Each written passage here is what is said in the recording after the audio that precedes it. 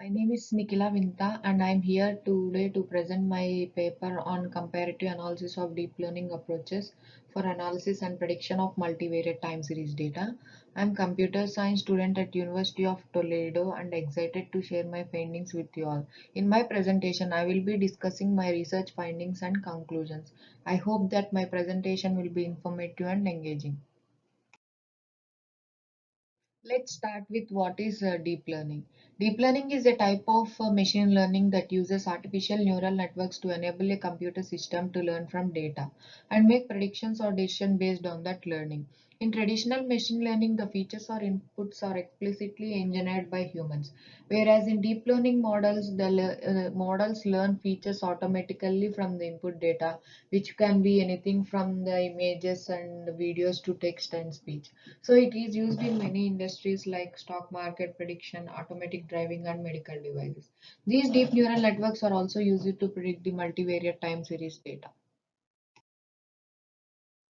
The main objective of this paper is that it is to predict the multivariate time series data using recurrent neural networks known as long short-term memory, which are used to predict the three stock data sets such as Ford, FedEx, Meta, and these models are evaluated using model accuracy and performance.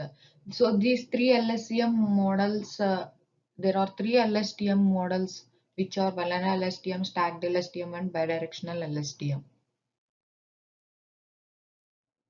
Time series data is of two types. One is the univariate time series and multivariate time series. Univariate time series is that it consists of only a single variable that is measured over time. Multivariate time series is that it consists of two or more variables that is measured over time. So here in our paper we have used multivariate time series data. So next let's see what is multivariate time series data. In this paper, we used multivariate stock prices data where the input variables are open, high, low, and adjusted close, and the target variable is closing stock price. So these data sets are taken from Yahoo Finance website. It consists of all stock market of three data sets such as Ford, Meta, and FedEx from the year 2010 to Feb 2023, which is almost 10 years of data. In these deep learning models, pre-processing is important. So data pre-processing refers to the cleaning and transformation of raw data into a format that can be analyzed and used by machine learning models. This process involves several steps like data cleaning, transformation of data, integration, reduction, and extraction of features, and so on. These steps helps us to ensure that the data used for analysis is accurate, consistent, and in a format that it can be easily understood by machine learning algorithm. Proper data preprocessing can significantly improve the accuracy and effectiveness of machine learning models. Moving average. It is a statistical calculation that is commonly used in finance, economics, and other fields to analyze time series data. It is a technique that is used to smooth out the fluctuations in the data. There are different types of moving averages. These are used for several purposes like identifying trends, smoothing out noise in the data, and identifying potential turning points in the data. They are also used for technical analysis to generate and buy sell signals based on the crossover of different moving averages. So other pre-processing technique is data normalization. This techniques involves restructuring data by standardizing the values like scaling them down to a smaller range because it is used to help the performance and training stability of the model. Here the normalization technique used is min-max scalar. This technique scales the data so that it falls within a specific range, usually between from 0 and 1. This data normalization is important because it helps to avoid data duplication, improves data consistency and accuracy, and facilitates data analysis. So here data set is divided into two parts like training and testing. 70% of the data from the data set is used for training and 30% is used for testing. Is the sliding window. It is a technique used to analyze and process a sequence of data points. The idea is to select a fixed size window or subsequence of data points and slide it over the input sequence one data point at a time. For univariate time series data, a sliding window is generally used to capture the trend of the data over a particular period. But for whereas a multivariate time series, the sliding window is used to capture the relations between multiple variables. Nonlinear activation functions. These are used in neural networks to introduce nonlinearity into the output of each neuron. This nonlinearity is necessary to model complex nonlinear relationship between inputs and output. So the nonlinear functions which are used in this are sigmoid. This function maps any real value to a value between 0 and 1. Next one is the tan h, which this function is similar to sigmoid but maps values between a range between -1 and 1. A ReLU, which is a rectified linear unit. This function returns the input if it is positive and 0 otherwise. Recurrent neural networks. Recurrent neural network is a multi-layer neural network where the output of previous step is fed back into the input of next step. So here if we see this working, the input layer X takes the input to the neural network and passes it on to the middle layer, which is the H hidden layer. It consists of multiple hidden layers with its own activation function, weights and biases. Then the recurrent neural network will standardize the different activation functions, weights and biases so that each hidden layer has the same parameters. Then instead of creating multiple hidden layers, it will create one and loop it over it as many times as required. Vanishing gradient problem. Like other neural networks, standard neural networks are also have vanishing gradient problems. Training RNN is also difficult as it cannot process long sequences. So to overcome this problem, deep recurrent neural networks are used in our paper. Long short-term memory networks are recurrent neural network designed to remember information over prolonged periods. It consists of a memory cell that preserve information from extended periods of time, and it also has a gates that control the flow of information into and out of the memory cell. So we have used this long short-term memory to stock market data for prediction of a closing stock price using multiple variables like open, high, low, adjusted, close. The three LSTM models used are vanilla LSTM, stacked LSTM, and bidirectional LSTM. Here is the working of a memory cell. It consists of three gates: forget gate, input gate, and output gate.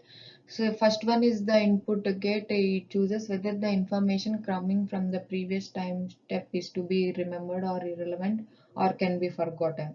In the second step, this is the input gate. This cell tries to learn new information from the input to this cell. At last, in the third part, the cell passes the updated information from the current time step to the next time step. This one cycle of LSTM is considered as a single time step. See the working of gates in the memory cell. Here first one is the forget gate. Let's see it's working. Information from the previous hidden state, which is ht minus 1, and from the current state, which is xt, is passed over to the sigmoid function. So the value comes between 0 and 1. The closer to 0 means to forget, and the closer the 1 means to keep. Next, input gate. First, we pass the previous hidden state and current input to the sigmoid function that decides which value will be updated by transforming the values to be between 0 and 1. 0 means not important, 1 means important. You also pass the hidden state and current input to the tan h function that squish the values between minus and 1 and plus 1 to help regulate the network. Then we multiply the tan H output with the sigmoid output. This sigmoid output will decide which information is important to keep from the tan H output. Next one is the cell state. Now we have to have enough information to calculate the cell state. First, the cell state gets a pointwise multiplication by the forget vector. Then it has a possibility of dropping values in the cell state if it is gets multiplied by values near zero. Then we take the output from the input gate and do a pointwise addition which updates the cell state to new values that the neural network will find relevant. This gives us our new cell state, which is CT. The final one is the output gate. The output gate decides what the next hidden state should be. The hidden state is also used for prediction. First, we pass the previous hidden state and the current input to the sigmoid function. Next, we pass the newly modified cell state to the tan h function. We multiply the tan h output and the sigmoid output to decide what information the hidden state should carry. The output is the hidden state. The new cell state and the new hidden state is then carried over to the next time step. In LSTM models, first one is the vanilla LSTM. It consists of one input layer, one hidden layer, and one output layer. The output layer which is used to make predictions. The stacked LSTM. It consists of input layer, LSTM layers, and output layer. In a stacked LSTM model, the first layer can learn basic features from the input sequence, and the next layers can learn more complex features based on the output sequence from the previous layer. The last layer in the stack generates the final output sequence. Bidirectional LSTM. It is a type of recurrent neural networks used for sequence modeling tasks. It consists of sequence in two directions from the beginning to end and from the end to the beginning. It is achieved by using two separate hidden states. One that processes the sequence from left to right and another that processes the sequence from right to left. The output of each LSTM is concatenated to produce the final output at each step. Let's see the working of bidirectional LSTM. Here is the architecture of bidirectional LSTM. Let's see how it works. First one is the input layer. This input layer takes the input in the form of sequence and sends it to the forward layer.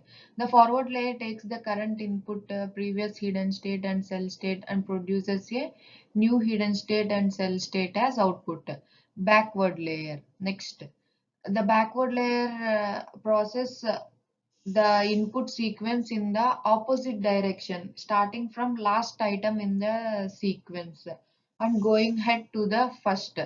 Next one is the activation layer. This layer uses sigmoid or tan h function and produces the final output by taking the input from final hidden states of both forward layer and backward layer. Output layer. This output layer takes the output from activation function and gives us the final output. Implementations of these models are done by using Python in Keras and TensorFlow. The performance and accuracy is calculated using root mean square error and R square. The optimizer used to fit the model is adaptive movement estimation.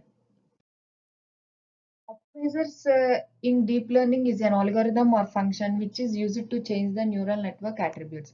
There are many optimizers in deep learning such as gradient descent, stochasticated gradient descent, mini batch gradient descent, AdaGrad, Ada Delta and Adam. In this paper we used Adam optimizer as it trains the neural network with less time and more efficient. Adam optimizer is used because the learning rate is updated for each parameter based on its past gradients and their magnitudes.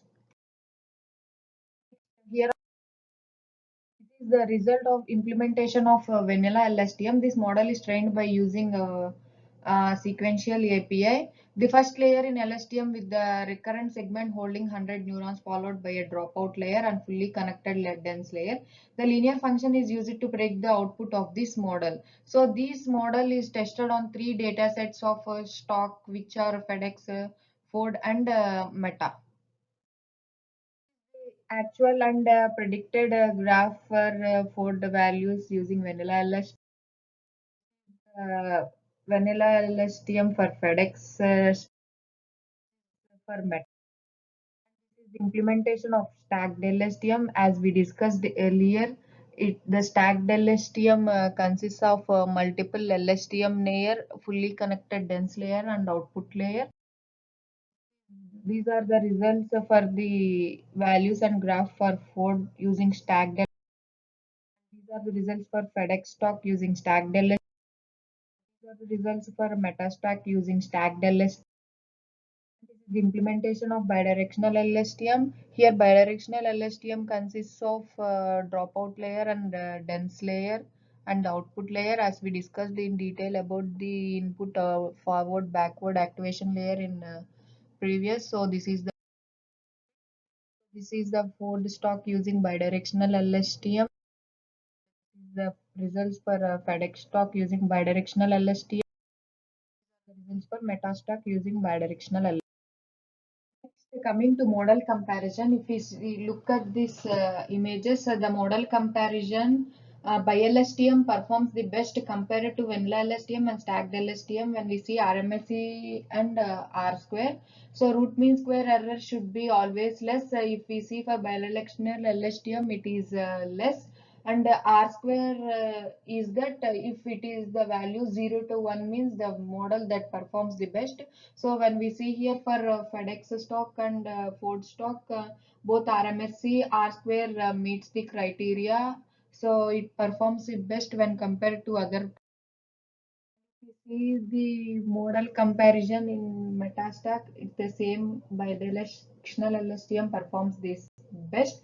So in conclusion, we say that bidirectional LSTM has the best performance accuracy for all the three data sets compared to other.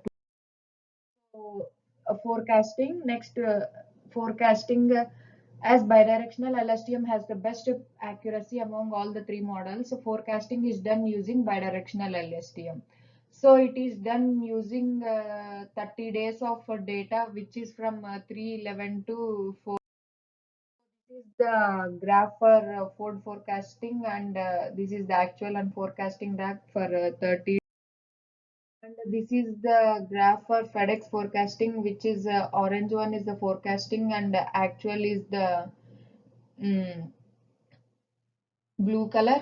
So this 30 days of data is used for and this is the forecasting for Meta. If we see here, so all the three forecasting is done using bidirectional LSTM as it performs best compared to other two algorithms.